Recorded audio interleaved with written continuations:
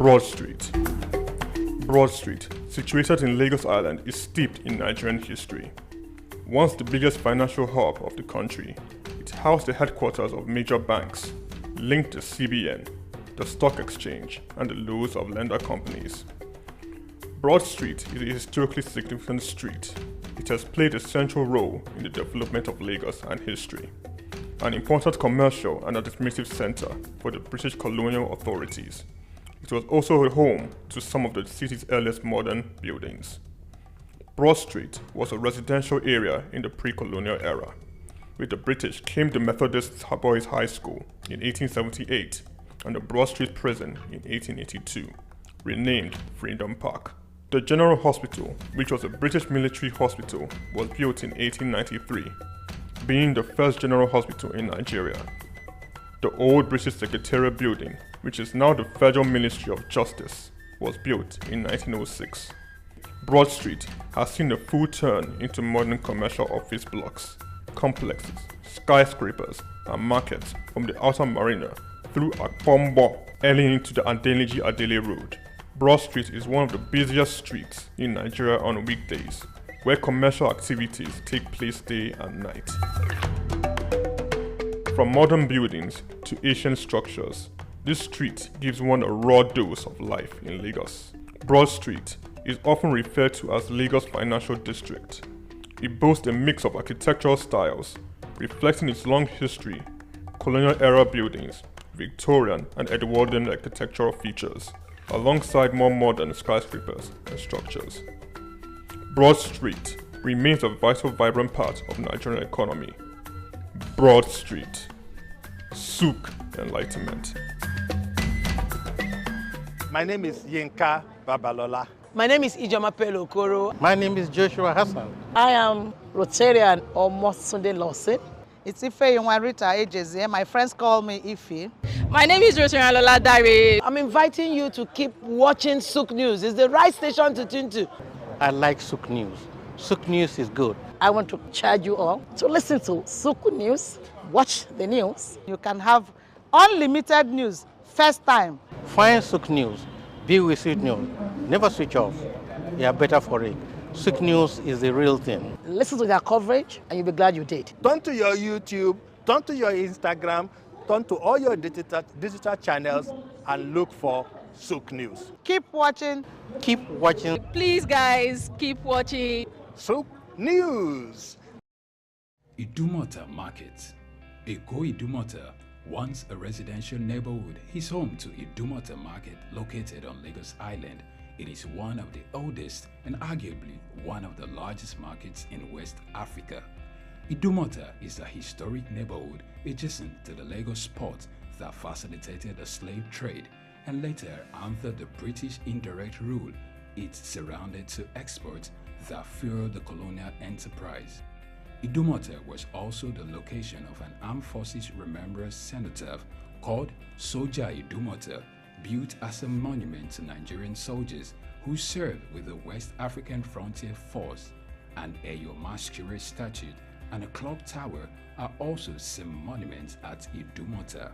Idumota Market is so popular that large sales are recorded as early as 7 a.m. The market is made up of hundreds of locked-up shops occupying several multi-story buildings, with some measuring about 5 or more floors. In 2010, the Lagos State government demolished some illegal structures in order to improve vehicular and human movement in and around the markets. During weekdays, the neighborhood of Idumota is densely populated by shoppers, traders, and bus passengers. From the Carter Bridge ascending into Lagos Island, passengers can see the neighborhood before disembarking at their final destination. Idumota Market accommodates the substantial inflow of imported goods. The bulk of import from abroad are routed first through Idumota and then on to other markets through Nigeria and other West and Central African countries. The energy of private Idumota traders and wholesalers facilitate this activity, where millions of US dollars worth of wholesale is exchanged daily. Idumota Market, SOUQ Enlightenment. My name is Olatunji Shoti-Miri.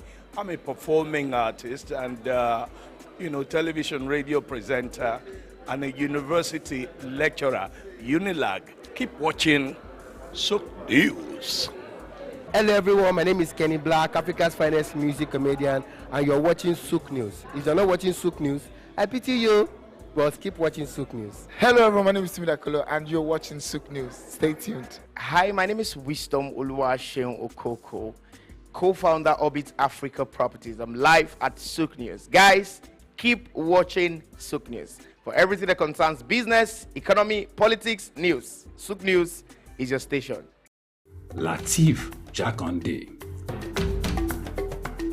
Born Lateef Kayode Jakande in the Ekpetedo area of Lagos Island, Lagos State on July 1929. He studied at the Lagos Public School at Enowa, Lagos Island, then at Bonham Memorial Methodist School, Port Harcourt, King's College, enrolled at Ilesha Grammar School, where he edited a literary paper called The Quarterly Mirror. Jakande began a career in journalism in 1949 with the Daily Service and joined the Nigerian Tribune in 1953. The owner, Chief Obafemi Awolowo, appointed Jakande editor-in-chief of the Tribune in 1956. Jakande established John West Publications in 1975 after leaving Tribune and began to publish the Lagos News. He served as the first president of the Newspaper Proprietors Association of Nigeria, NPAN. Jakande ran for election as executive governor of Lagos State in 1979 on the Unity Party of Nigeria platform. His administration was effective and open and implemented the cardinal policies of his party. He introduced housing and educational programs targeting the poor, building new neighborhood primary and secondary schools, and providing free primary and secondary education. He gave poor people's children education, and many of them are now very prominent in the society today. Jakande established the Lagos State University and constructed over 30,000 housing units. After the military takeover in 1983, Jakande was charged, prosecuted, and convicted of treason and later pardoned.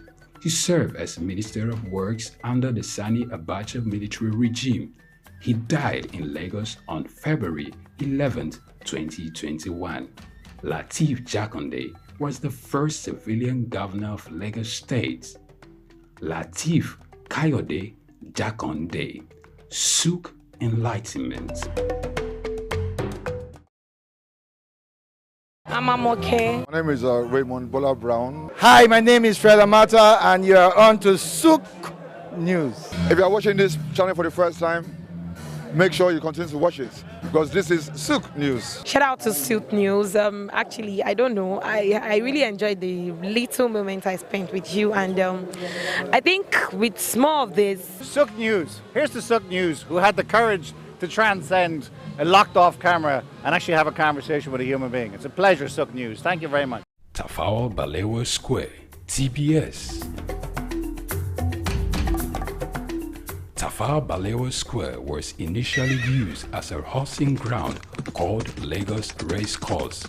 The edifice was constructed by General Yakubu Gowon in 1972 and named after Nigeria's first Prime Minister, Sir Tafawa Balewa. Tafawa Balewa Square is located at 45/57 Marse Bangboshe Street on Lagos Island, Lagos, and referred to as TBS. TBS is a 50,000-seater capacity venue and houses the Remembrance Arcade, the 26-story Independence House, which at a time was the country's tallest building. When Lagos served as the country's seat of government, the National Assembly Complex was within the TBS. Also in the square are the National Broadcasting Commission Office, the Nigerian Hydrological Services Agency Office, shopping centers, travel agencies, restaurants, car parking lots, and a bus terminal. Tafawa Balewa Square is adorned with beautiful statues of white horses and red eagles, symbols of strength and dignity. Our historic neighbors include the King's College and the Holy Cross Cathedral. Tafawa Balewa Square hosted some of the country's memorable events, such as the Independence Day in 1960, when Nigeria gained independence from Britain, the Armed Forces Remembrance Day, which is celebrated annually on January 15. The edifice is a national cultural asset. Tafawa Balewa Square, SOUQ Enlightenment. The heart of sub-Saharan Africa, where commerce meets progress. Welcome to SOUQ News, your source for business, economy, and development insight that drive nations forward. From the vibrant streets of Lagos, Africa's fastest economic hub, SOUQ News takes you on a journey of discovery, analyzing and reporting the facts that lay the foundation for growth and development. We don't just report the news, we create it. SOUQ News is more than a channel. It is a catalyst for change, spotlighting the stories that shape economies, inspire entrepreneurs, and fuel progress. Covering business, finance, technology, energy, and many more, SOUQ News provides a daily deep dive into the stories that matter, interviews with industry titans, and analysis that empowers your understanding of economic landscape. Join us daily as we dissect, discuss, and deliver the most relevant and factual news on business and the economy. SOUQ News is your trusted guide, empowering you with the knowledge to make informed decisions.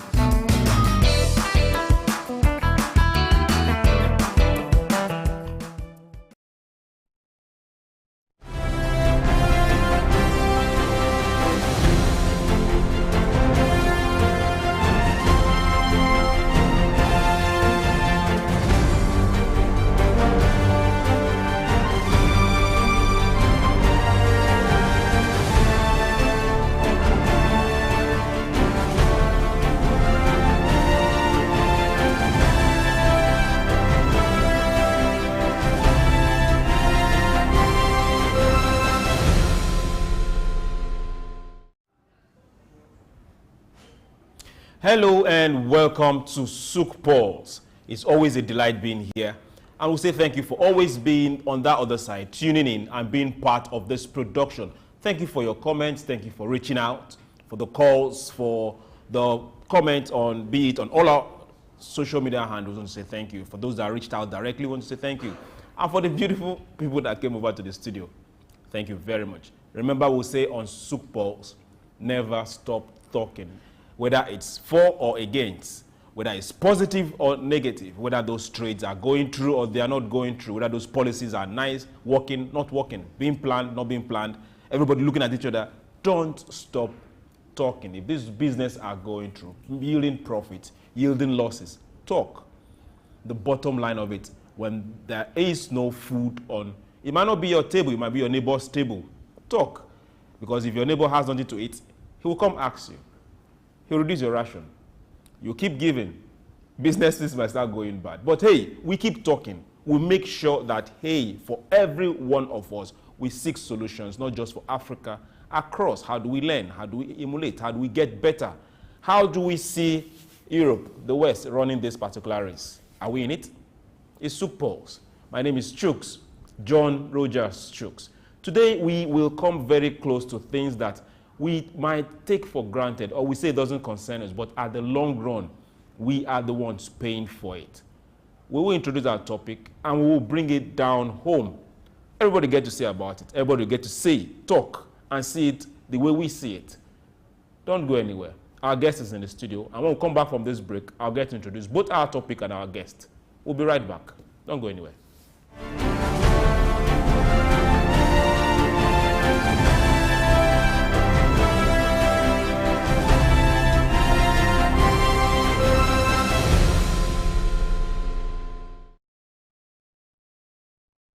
The heart of sub-Saharan Africa, where commerce meets progress.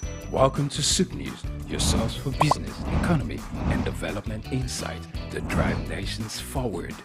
From the vibrant streets of Lagos, Africa's fastest economic hub, SOUQ News takes you on a journey of discovery, analyzing and reporting the facts that lay the foundation for growth and development. We don't just report the news, we create it. SOUQ News is more than a channel.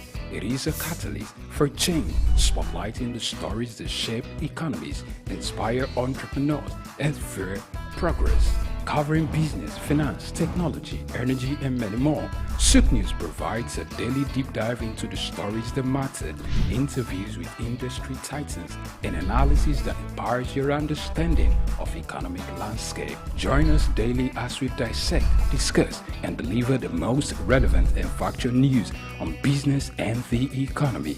SOUQ News is your trusted guide, empowering you with the knowledge to make informed decisions.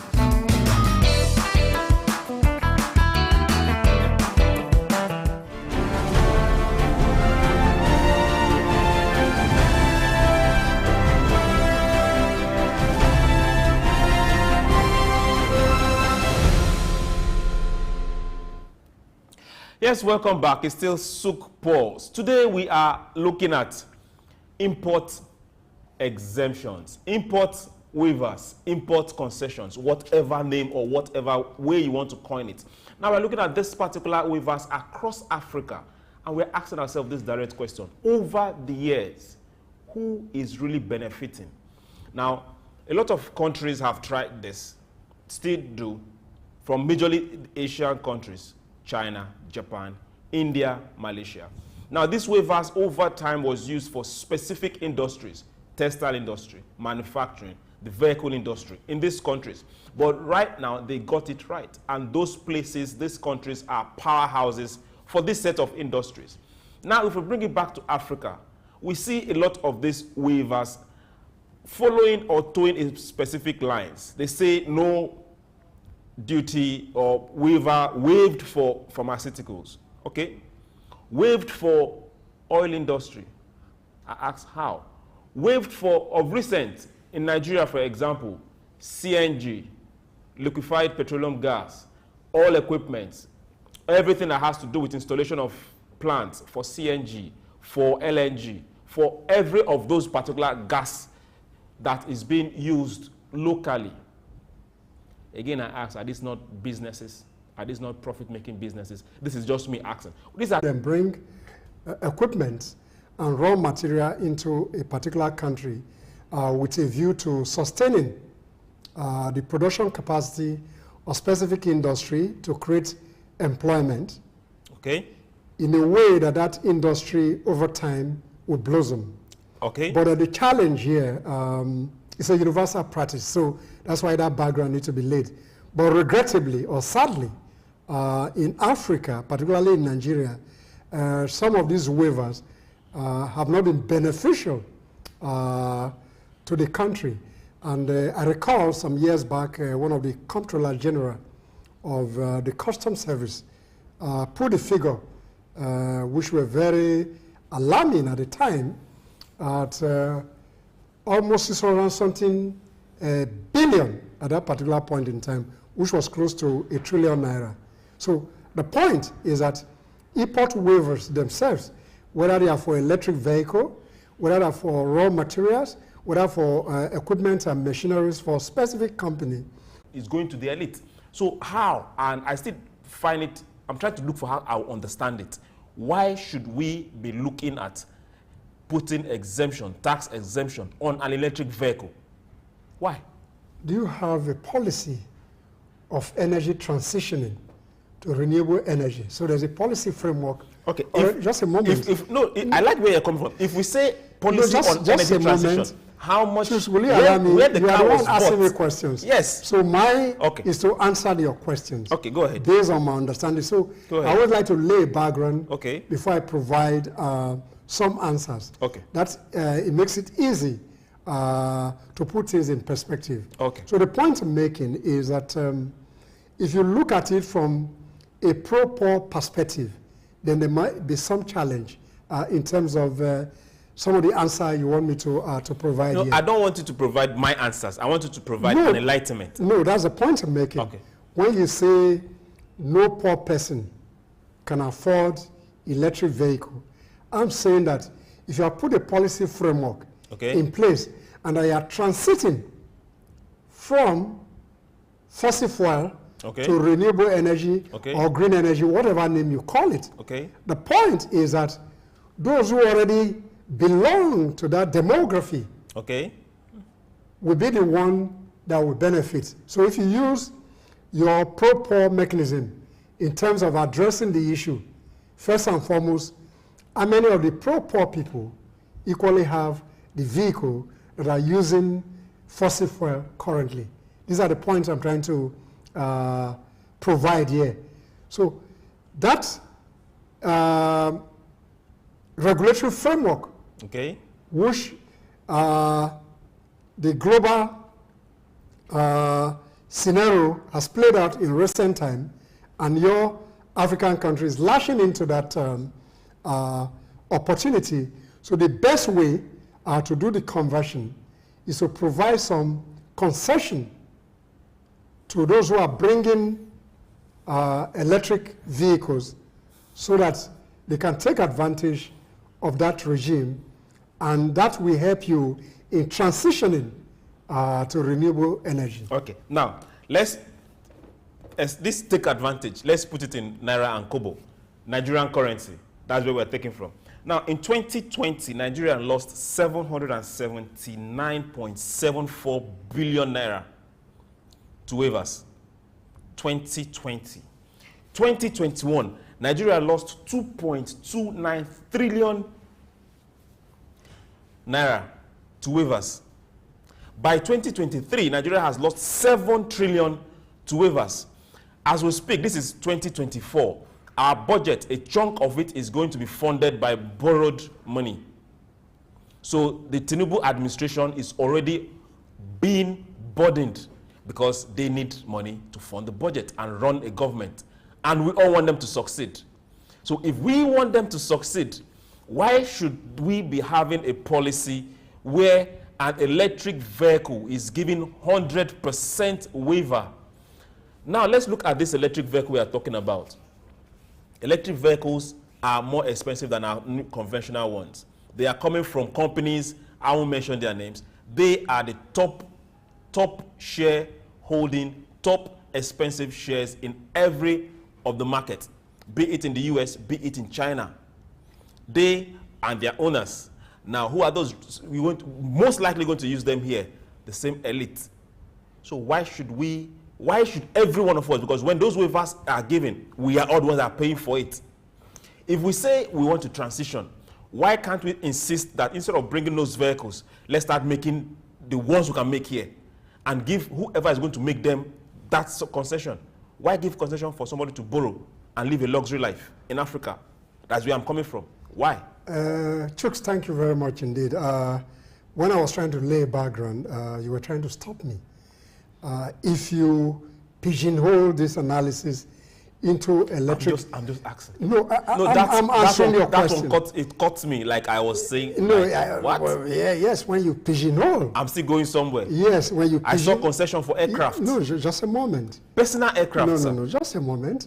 I'll get to your question. Okay. The point I'm trying to make, if you try to pigeonhole this conversation using the mechanism of import waivers or concession for electric vehicle, you might lose the essence of this conversation. Okay. You roll out some figures that are provokingly worrisome in terms of what Nigerian, in particular, had lost due to import waiver concession that were granted to specific industry or companies. So the question is, and the question that we should be asking, what happened to this waiver? To what extent did this concession impact on the country based on the principles of granting waivers to those countries first and foremost? So those figures are very disturbing. Therefore, what we should be concerning ourselves about is that those waivers, those particular companies that got those waivers, to what extent did it benefit those specific industry? What levels of employment based on those waivers, what did it benefit the country? So if we're able to review those waivers, then we'll be able to speak to the specific issues that these waivers were either politically driven or they were enmeshed in unwholesome practice under the table transaction, which simply puts as corruption.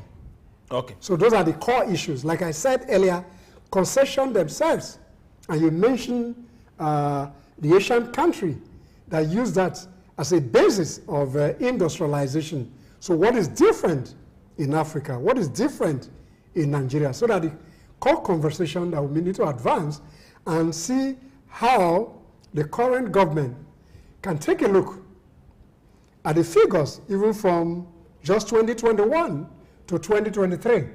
What happened with this waiver? Were they beneficial? Were they sharp practices? Then we'll be able to unravel those things. So we'll look at the mechanism of granting further concession and put some conditionality, as it were, which are like benchmark for those concessions so that the government is able to put a strong hand in the handling of that process. Okay. Now let's take this conversation, let's take it a little further. Can we see something and say, no, we are not discussing this, this is wrong? Is it possible?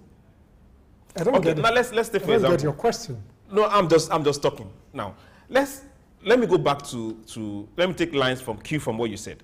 Now, for Lagos, for example, Lagos for one, Lagos is trying to get electric vehicles for transportation. I'll tick that box. Now, this is public mass transportation.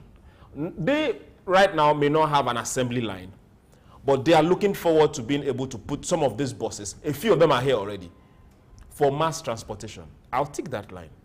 Now, when it comes to an individual buying a luxury car from any of the major brands, why should he not pay import duties in the name of it being an electric vehicle? That's where I'm heading to.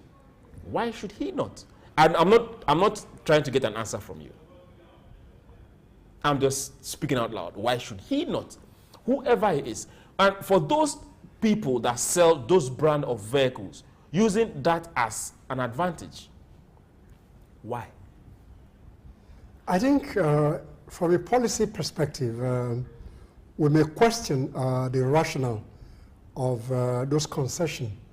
But what is important, in my view, is to what extent does those concessions impact on local industry. So, which of the local industry?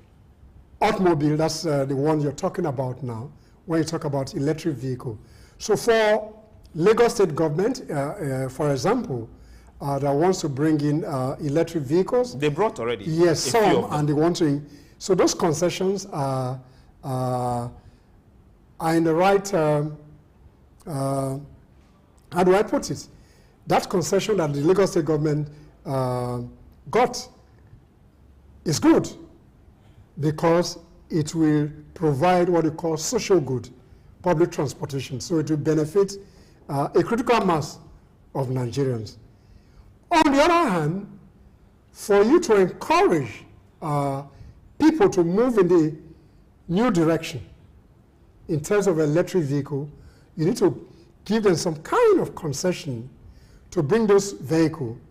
Over time, when those vehicles comes in, competition based on demand and supply, we gradually give room for other people, and those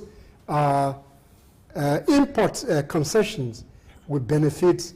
So we cannot just use one brush in trying to say what happens to import waiver or concession. The point is that some of these concessions in the past and maybe currently may be abused, but then what the government needs to do to sustain that concession mechanism is to put the necessary infrastructure in place that the concession actually benefit those it should benefit, and they should not be subject to sharp practices, corruption, and all kinds of other table transactions. that forestall business development in Nigeria. Okay. Thank you for what you said. Now let's still go. Let's scratch that particular saw. Let's scratch that particular saw. Why should African countries give people concession to import, to buy, and bring in airplanes? I saw that and I was asking myself, what is wrong with us? Why should African countries, Nigeria to be precise, certain states, certain individuals within this country got concessions and imported airplanes without paying duty on them? So, or if we ask ourselves who is benefiting, it's just one rich man somewhere, one state governor somewhere, at the expense of the entire country. Now, this is the same thing that keeps going around. A study was made before 2017, 2022. The highest number of concessions, waivers, were given to people within government, diplomatic community. You now ask, are these business people, are this the manufacturing company that is supposed to help the economy grow? Then you also see in that same graph, you now get to see some oil companies. Like seriously, I can't mention them if you want me to. Oil companies, you see other manufacturing companies that were not bringing in equipment, they were just bringing in their personal products. If Africa is not blocking these avenues or these places where a lot of things are floating, how is Africa going to grow? Okay, before I answer your questions, I want you to isolate the diplomatic corps. Because essentially, within diplomatic and consular law, 1966, some embassy, mission, have some kind of diplomatic immunities to provide, get certain concession to bring certain things for what you call diplomatic niceties, which are certain things, certain elements. I'm just trying to put it as long as they're not manufacturing products. Whether they consumables. No, whether they are manufacturing product or not, there are some exemptions. I just wanted to. Yeah, but a lot of what was being brought in was not like normal use in no, offices. That aspect is debatable. Unless if you can put up the line items, then we can check them vis-a-vis their diplomatic exemption. But the point here is you talked about aircraft. Whether people who bring luxury products in terms of aircraft get concession, authoritatively I'm not able to speak to that because I'm not privy to some documentation. But when you talk about concession in terms of commercial aircraft business, that industry is capital intensive, and governments in Africa have always found a way to provide some concession to the operator so that they can bring some of the equipment in for routine maintenance. So I'm not speaking for any organization. I'm trying to put this into perspective. And I've already laid bare that one of the challenges to the concession or import waiver mechanism in Nigeria is fraught with corruption. So the issue is that we should concentrate on the various line items that get concession in specific industry and find a way to put the government in check in terms of those, the grant import waivers. I think that would be a very good point, entry point in this discussion. Because if you say import waiver should not be given to many countries, then there's a challenge that some of this industry will not get off the ground. But the abuses must be controlled. Each of the line item, each of the concession must be tied to the deliverables in terms of the volume of employment they are going to create, in terms of raw material input into those industries that are not available locally. So that's the way to check it, because it's a universal phenomenon. And countries, even in the developed countries, find a way to get concession. But our challenge here, in Nigeria in particular, and in Africa in general, is the corrupt practices by government officials in granting waivers that are not sustainable, granting waiver for some luxury items that will not impart productivity, and by extension, national productivity, which should improve on economic growth and development. Okay, let's go to CNG, LPG. Sometime last year, the government granted this 0%, as in full 100%. This both for gas, both for cylinders, both for equipment, both for everything that has to do with this. Now we ask a simple question. Since that waiver was granted till today, has the price of gas come down? As we speak right now, 1 kg of cooking gas is 1,004. So for those that are filling 12.5 kg, you're looking at almost 16,000 or 16,008 if they add transport and all that. As of when this particular waiver was granted, gas was around 8,000. So if you say, okay, the waivers are granted, it will affect the economy, make things better, employ more people, is it not still the people that own these companies that are benefiting from these waivers? How has it affected me, you, the ordinary person buying the gas outside? All right, I'm not going to ask you this question, but I'll ask the questions to provide a deeper insight into the conversation.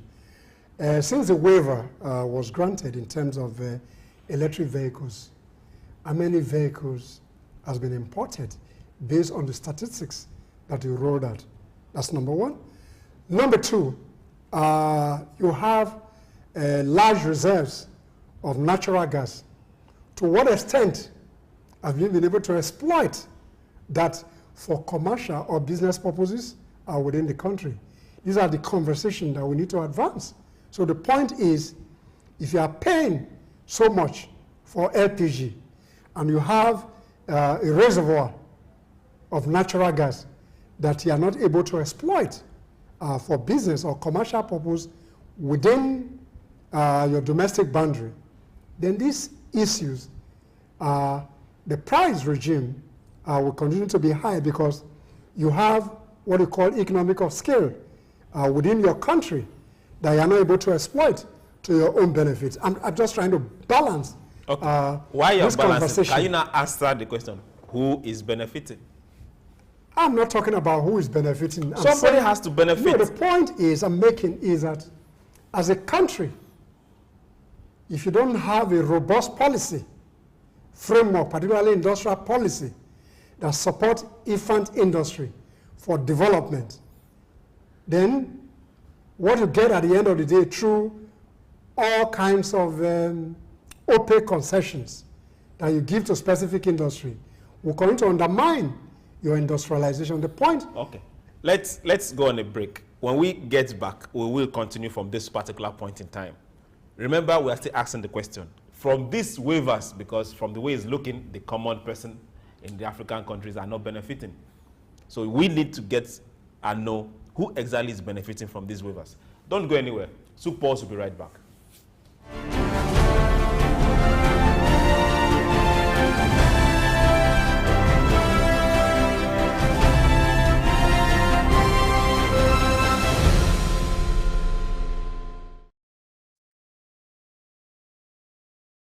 My name is Veronica Nkechi Eze. Charles Abana. My name is Professor Martins Emeje. Professor Sylvester Odion Akaine. Keep watching SOUQ News TV. The best news channel online. It's elevating, it's enlightening, it's educating. Muhammad Ali found this truth in Africa. Rumble in the jungle. I swear the king is humble. Jesse Jackson, O.J. Simpson, this is black history. Andrew Young visit Africa in the late 60s. Legend, Bob Marley make the light different. Martin Luther King and Malcolm X are big names. They fought for black Americans in the old days. We need the same revolution in our own ways. Michael Jackson, Janet Jackson, Mr. Jay-Z, Snoop Dogg, Dr. Dre and Eddie Murphy. American prosperity ain't complete with African poverty. It's legendary Idris Abdul Karim, and you are on to SOUQ News. You don't touch that dial.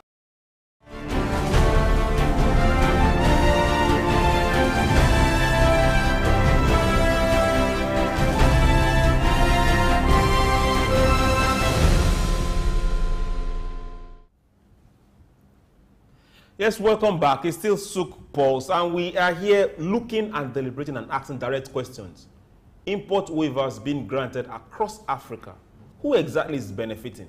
We are looking at the amount of money, humongous amount of money that has been, I'll say it, lost over time to this sort of waivers. Yes, a whole lot of them could be beneficial, but a lot of misuse is what we are seeing.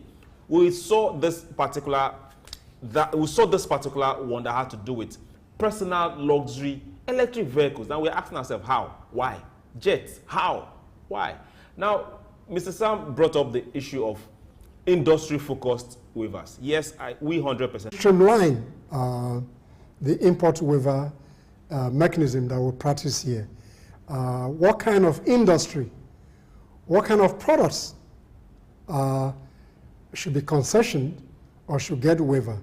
And if you're talking about luxury goods that get waiver, then the country and the custom authority should find a way to retrieve of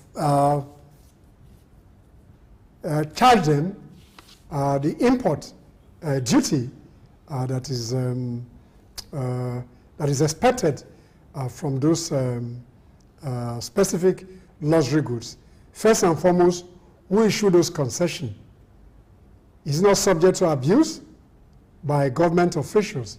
So my suggestion or submission is we should streamline import waiver mechanism. We should look at some of the ones granted, particularly in 2023, and find a way, because you cannot polish people retroactively, then what you need to do is to find a way to remove some of those items that are likely to show up or that have shown up in 2024, so you can streamline the process for those specific industry that actually need those concessions in terms of raw material, in terms of equipment input, and find a way to remove luxury items that are not beneficial to the greater mass of Nigerians. And anything that is luxury should be taxed appropriately. What luxury products should be taxed, so that those tax that we receive from those luxury goods can benefit the common man. Okay. In the last Nigerian customs, we're using Nigeria as an example. Now, in the last Nigerian customs convention, the vice president represented the president. Now, Kasim Shettima, who happened to be the vice president of Nigeria, he also was a former governor, whose state is also very close to the border, and who is very close to the customs by reason of his state. Now, he came there knowledgeable. Why am I saying that? Because he knows what is being lost. He knows what and how smuggling is happening. He knows how custom is losing revenue. And there were a lot of things that were said, both by the present custom general and by the vice president for the president. Now, both sides reiterated that a lot of these waivers come from people seeking favor within government. Now, this is where I am going. Poor person, an average Nigerian, is not importing in quantity. Maybe he might buy a book or buy a shoe or buy something through any of the apps. The people that are responsible for this is still the elite. The major person bringing in goods, services, bringing in products that are supposed to be paid for. And through some backdoor meeting to see a president or a governor in the night somewhere, he gets a call somehow and he gets this particular waivers. At what point should we start dealing with this responsibly? Because most times when we say corruption, it just stays on the paper, corruption, corruption. Let's call ourselves out. Major quoted companies in Nigeria do this. And it's become like a norm. Yet, when they sell their products, they don't sell the products cheaper. which means whatever they have gained from there, they also gain from the end person. How can Africa start learning from this? How can Africa do better?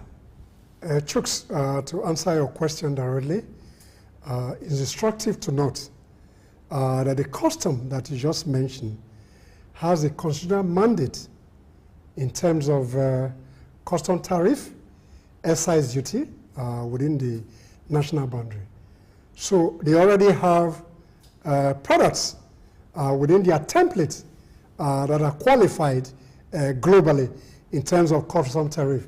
So if they see exemptions or concessions that are not in line with this payment of taxes, they have a constitutional responsibility to raise the red flag and find a way to advise the government accordingly in terms of what items should get waivers or get concession.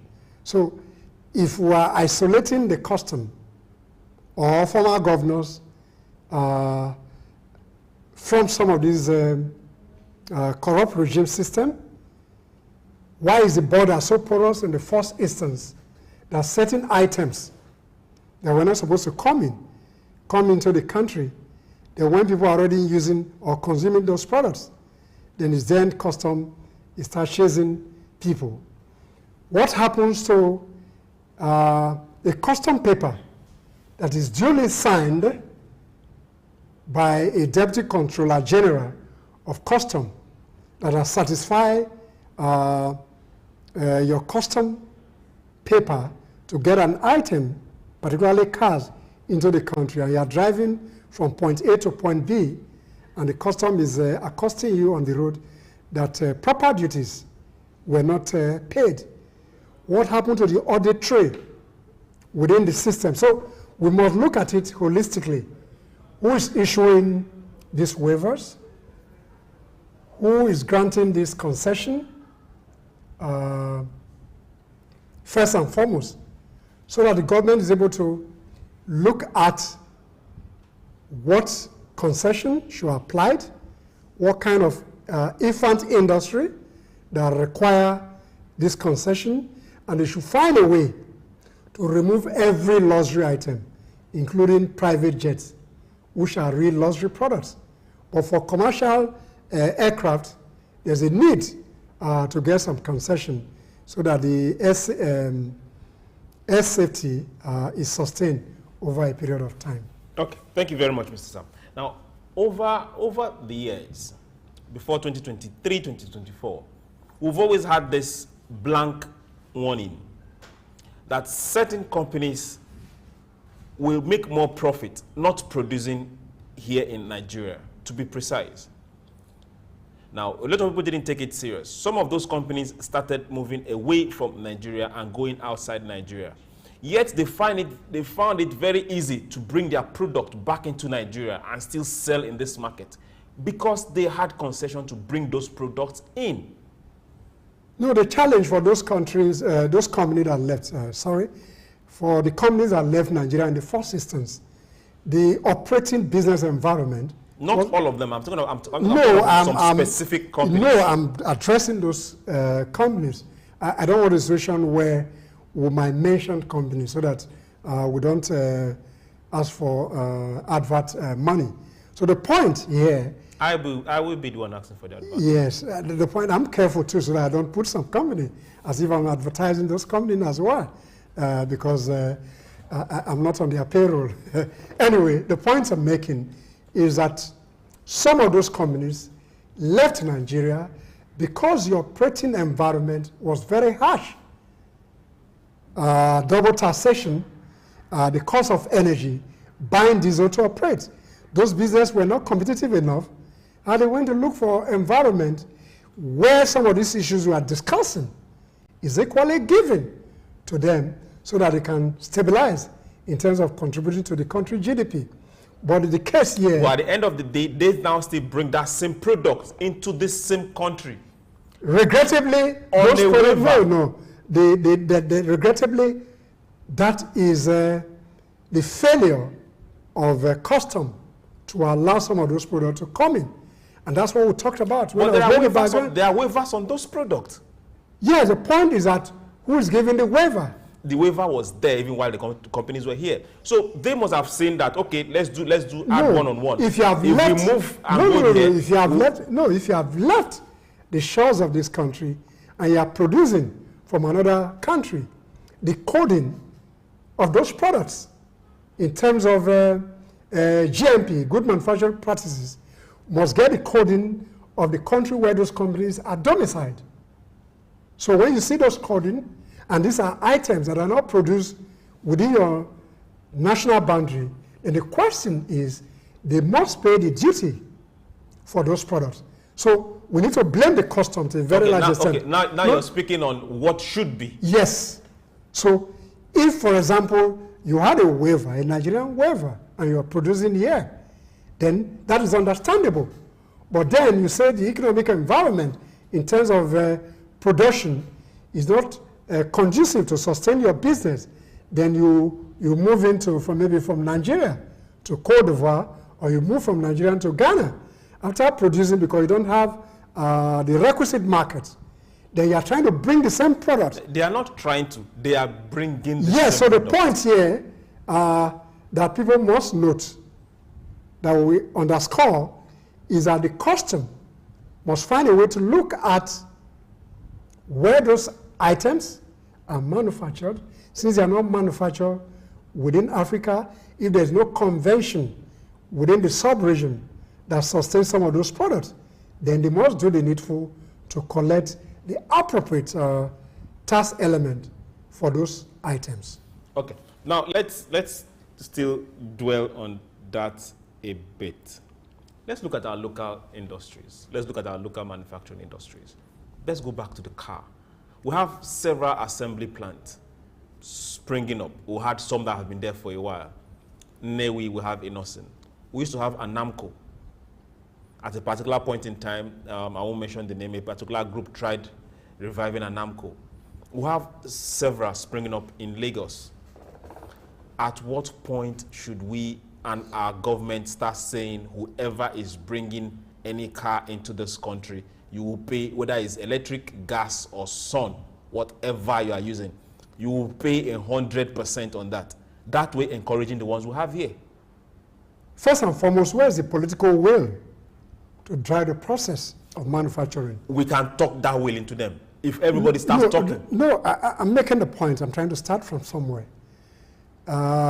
If the government doesn't have that political will to consume products manufactured within its national boundary, then there's a problem.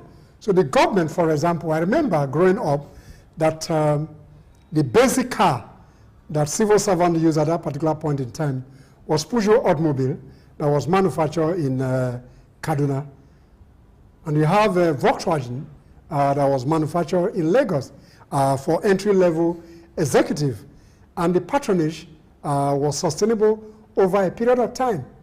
But when we got into the structural adjustment program, which killed most of those infant industry at that particular point in time, successive regime have not been able to support local manufacturing.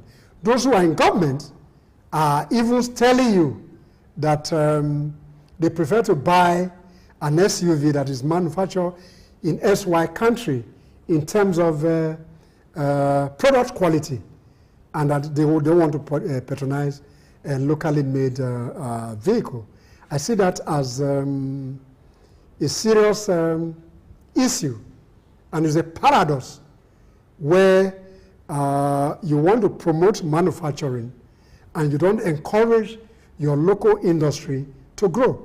So in terms of competitiveness, if you don't support them, then how will those industry grow? So I think the entry point for this discussion is that government, whether local, subnational, and the central government, must find a way to put a percentage or a policy regime in place that every government department should patronize a percentage of manufactured products in the country. I recall during the Obasanjo era where he says that imported fruit drinks should not be served as state party. And I thought that was sustainable over a period of time. If we encourage local industries in terms of patronizing them, then that will help to grow infant industry, will make them to be competitive, even if their packaging are not properly meeting global best practices. We have regulatory agencies that are responsible. The NAFDAC of this was Standard Organization, and the Consumer Protection Council should work in tandem to promote made in Nigerian good, and import concession must be given to those infant industries that can use them to grow those industries. So can we say on this particular SOUQ pulse for today that import concession waivers should only be given to companies that are growing, Nigerian companies or African companies that we see, that government can see, that are directly manufacturing products in Africa for Africans? Absolutely, and that's the point that we've been trying to drive. The issues of corruption on import waivers or concessions must be looked into from time to time. Any luxury items that does not support the growth of local industries must be pulled out of those concessions, and they should be taxed heavily if they are luxury products, so that we can grow local industry that actually need those concessions, which is a universal phenomenon, a universal concept that supports industry to grow productivity, improve unemployment, so that those industries remain competitive in the marketplace. Thank you very much. Thank you very much, Mr. Sam. It's always a pleasure having you here. Hope I didn't stress you today. Thank you very much. Hope I didn't stress you today. Thank you very much. Okay. It's nice. I want to say thank you very much for being on that other side and being a part of SOUQ Pulse today. Remember, we say don't stop talking. When you see it, say something. We are too docile in this part of the world. And because we don't talk, our leaders just, hey, nothing happens. If we keep talking, it will get to places. And let us tell ourselves the truth. Waivers on luxury items, just like Mr. Sam have said, should stop. If it's not aiding production, if it's not helping grow the economy, it should stop. Custom, do the right thing. We trust in you and we believe in you. Thank you very much for watching SOUQ Pulse today. We'll do this again tomorrow. My name is Chuks, John Rogers Chuks. Bye.